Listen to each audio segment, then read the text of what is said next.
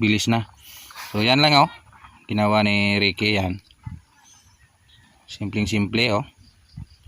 Yan. Hindi lang masyadong madiin.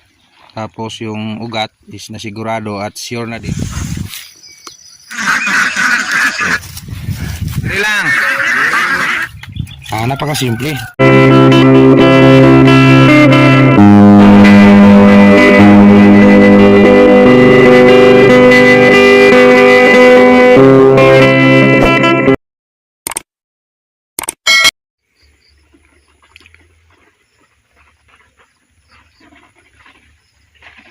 Sakto morning. Sorry.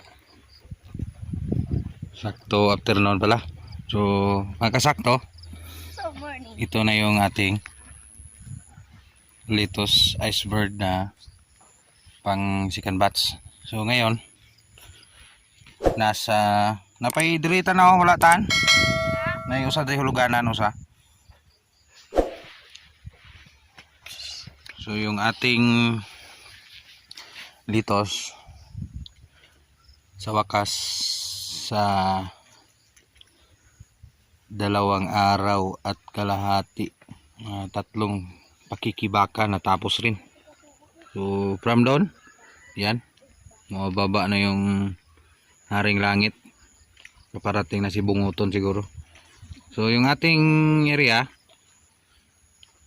is more or less nasa estimate, so more than 600 to 700 square meter yung ating nataniman.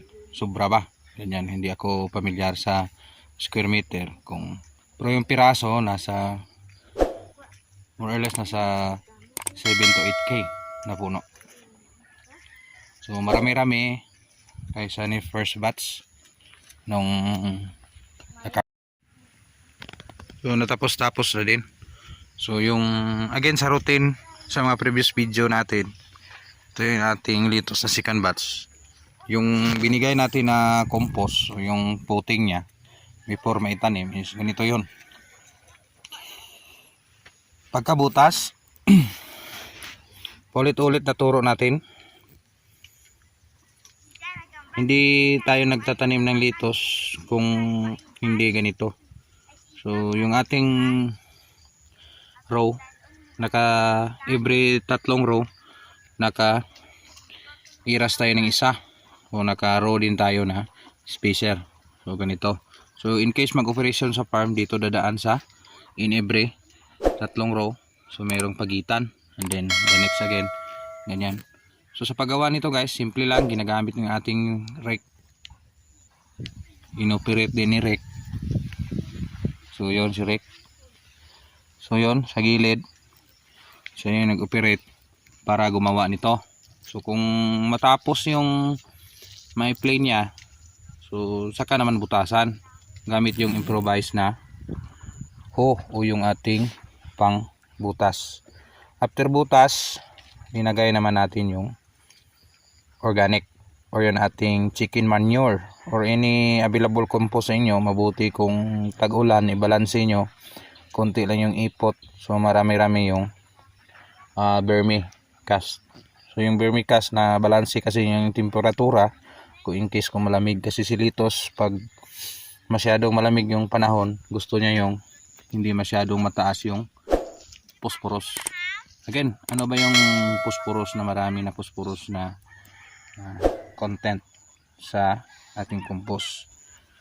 Number 1, chicken manure, marami yan. Sika na yung si goat manure, saka yung pig manure, yung mga waste na ginamit natin. So back tayo sa ating transplant. Paano ba ginagawa yung pagtanim nito? So sa simpleng paraan, tuturo natin sa ating kaibigan kung paano niya tinatanim.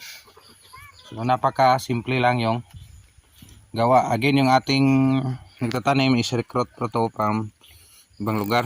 So sa kanilang lugar hindi na ito pinatanim kasi napaka bilis na. So yan lang oh, ginawa ni Ricky. Yan. Simpleng simple oh. Yan. Hindi lang masyadong madiin. Tapos yung ugat is nasigurado at sure na din na takpan yung compost. So napansin nyo si Ricky dumadaan sa operation niya in every 3 rows. Dito siya in between. So yun ang pagtatanim ng ating dito sa S-Bird. So sa mga previous video nito, ito nakita nyo sa picture. Yan. So nakaraang batching pa yan. Yan nakita nyo. So sa gilid natin. So yan yung noong last year. Nakaraan na siguro 2 taon na. So nagtanim din tayo sa area na ito. Kaso lang di rin pinalad kasi depende kasi yan sa sa klima at yung balanse ng demand. Low and high demand kasi din ito guys. Lahat ng gulay, yun ang pinaka best. O yun ang pinaka style. Sa area na yon, doon kumukuha yung ating seedlings. So dito itinatanim. So nagawa at natapos-tapos din. Kunti na lang. Yan tinapos na natin at pinakita natin sa inyo kung paano ginagawa yung ating pagtanim.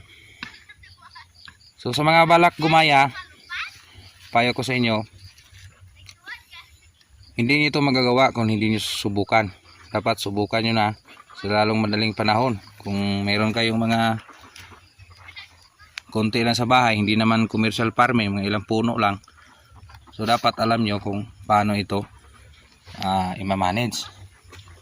At yung pagtatanim, hindi naman mahirap kasi may guide naman kayo kung paano.